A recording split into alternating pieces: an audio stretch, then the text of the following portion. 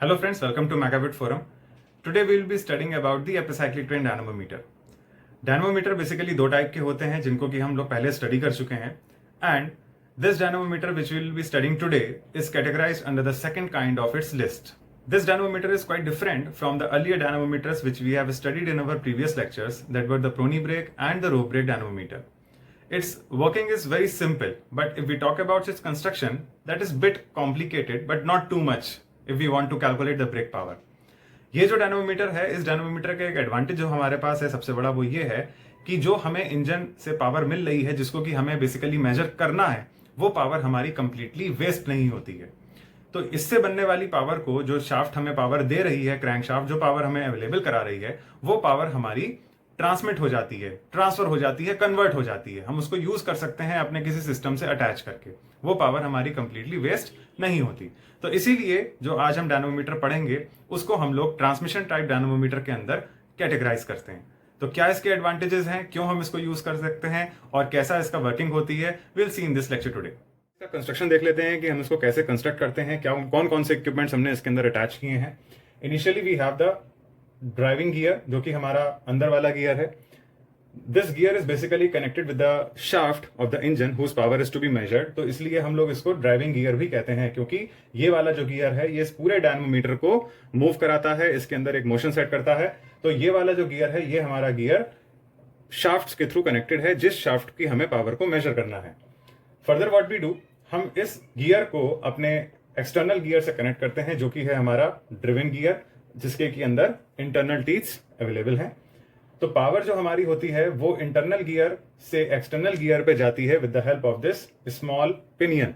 ये आप एक छोटी सी पिनियन देख सकते हैं। ये जो पिनियन है ये इंटरनल गियर मींस जो हमारा ड्राइविंग गियर है और एक्सटर्नल गियर जिसको कि हम लोग मूव करा रहे हैं, इन दोनों ही गियर्स को बीच में ये इंटरमीडिएट गियर है जो पावर को ट्रांसमिट कर रहा है। Further you can see that we are having a horizontal lever attach to this gear system.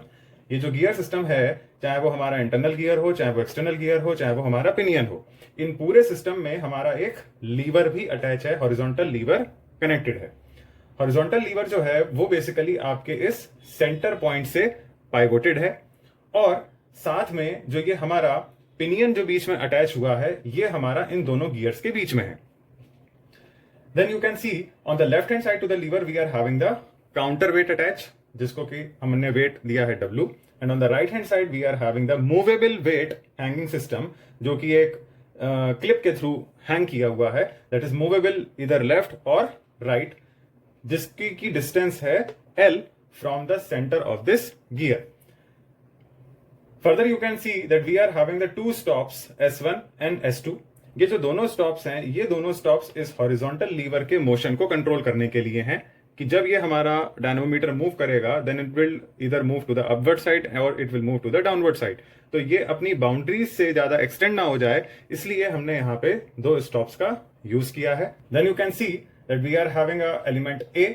ये जो A डिस्टेंस है, this distance is of the pinion that is attached between the internal gear and the external gear. The distance from the center of this gear is A.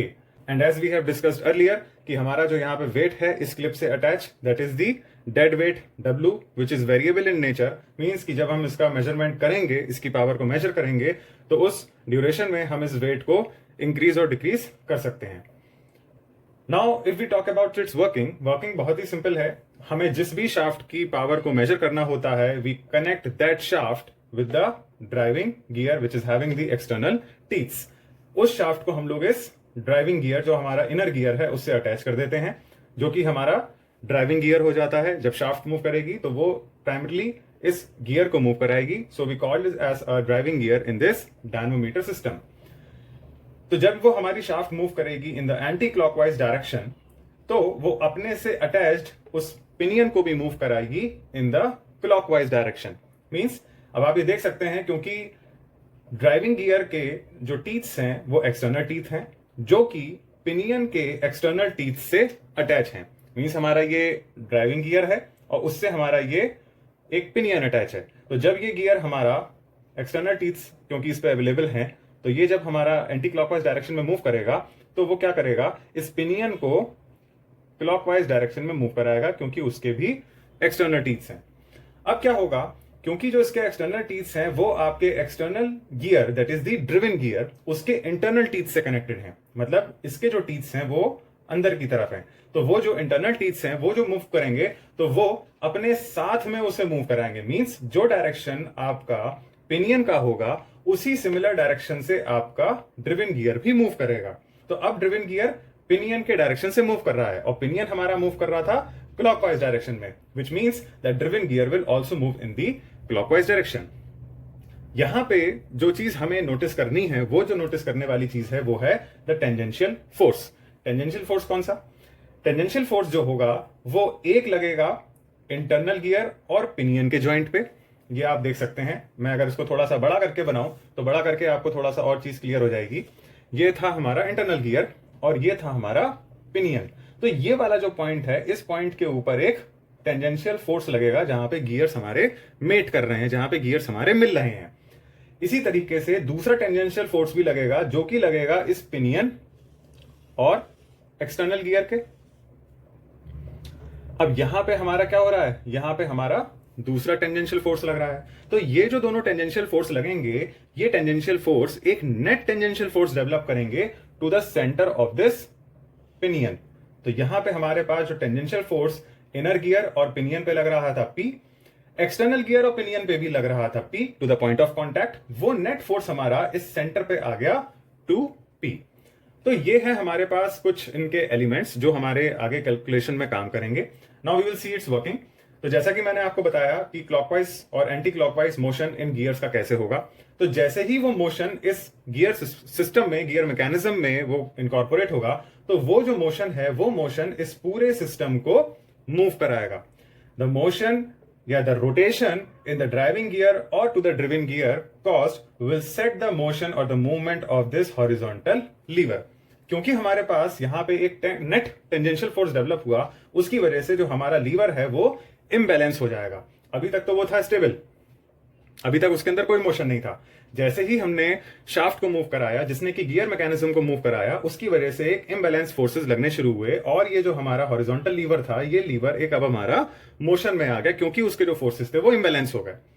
वो जो forces imbalance हुए और उसने इस liver को motion में लिया, तो वो जो लीवर है वो इन स्टॉप्स की मदद से अब ज्यादा डेविएट नहीं हो सकता। तो हमारा इस एपिसाइक्लिक ट्रेन डायनामोमीटर में जो पर्पस रहता है वो पर्पस होता है इस पूरे हॉरिजॉन्टल लीवर को और इस पूरे सिस्टम को बैलेंस करना। और वो बैलेंसिंग हम कैसे करते हैं? वो बैलेंसिंग करते हैं with the help of this dead weight W attach to the right hand side of the lever. इस डेड वेट को हम लोग क्योंकि वेरिएट कर सकते हैं, इंक्रीज कर सकते हैं, डिक्रीज कर सकते हैं, तो हम एक इसके ऊपर ऐसा वेट इंपार्ट करेंगे, ऐसा वेट सेट करेंगे जिस वेट से ये लीवर ज्यादा अपने पोजीशन पे डेविएट नहीं करेगी।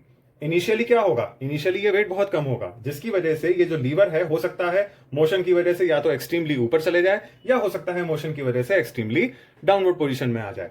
तो हमें इस डेड वेट को ऐसे सेट करना है, इस पोजीशन पे सेट करना है from the centre of this gear कि ये हमारे इस हॉरिजॉन्टल लीवर को बैलेंस्ड कंडीशन प्रोवाइड करा दे और ज्यादा वेरिएशंस ना दे। At that particular situation we will get the exact value जो पैरामीटर्स हमने यहां पे सेट किए हैं। तो हम ये चीज हिट एंड ट्रायल मेथड से करते जाएंगे, जिसके बाद हमें एक डेड वेट W मिल जाएगा। अब हमें डेड वेट W मिल चुका है क्योंकि अब हमारी वो जो शाफ्ट थी, वो शाफ्ट हमारी, सॉरी शाफ्ट नहीं, ये जो हमारा लीवर है, ये जो लीवर था हमारा, अब ये बैलेंस हो चुका है।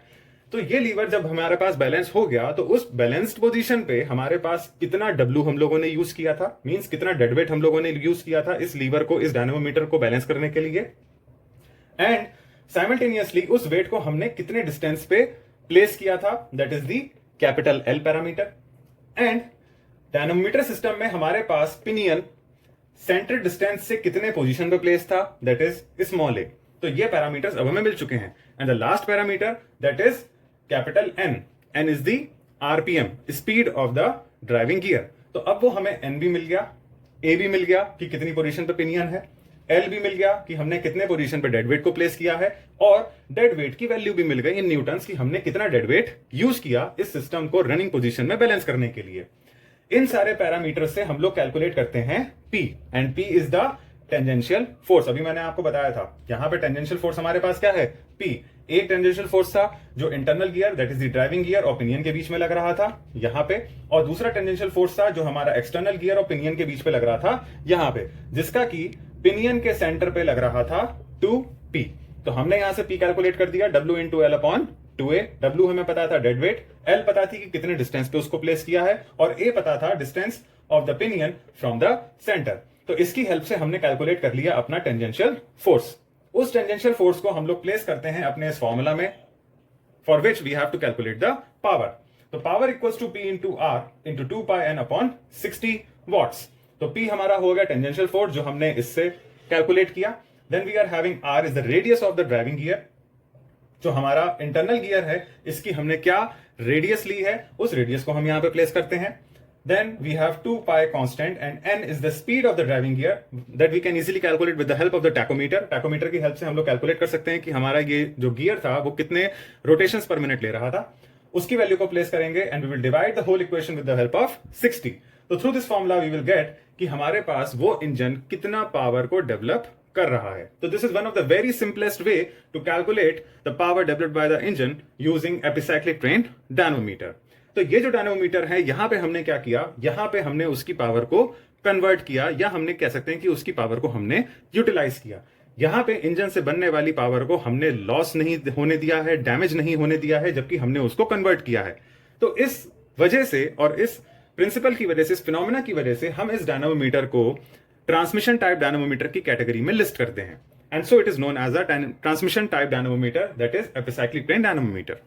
So here this was the working of the epicyclic train dynamometer, which I believe that is quite simple and convenient to measure the brake power or the power developed by the engine. On the basis of the data which we obtained from this dynamometer, that is the power which is developed by the engine, on the basis of this, it is very helpful for the design engineers to design the braking system of our vehicle. And the data related to it is utilized in much more designing specifications. If you like the video, please press the like button and subscribe the channel for more similar technical updates. Till then, do take care. Bye bye. See you soon in the next video.